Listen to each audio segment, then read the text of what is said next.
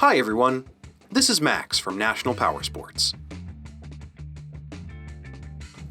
This 2015 Harley-Davidson XL883N SPORTSTER Iron with 7,833 miles passes New Hampshire State inspection and runs well.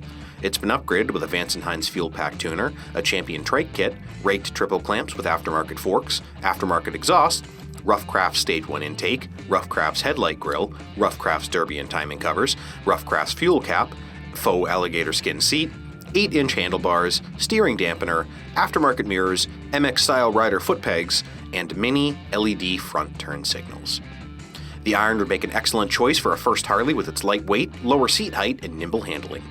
Powered by an 883cc V-twin motor, the Iron puts 52 horsepower and 53 foot-pounds of low-end torque through a 5-speed transmission.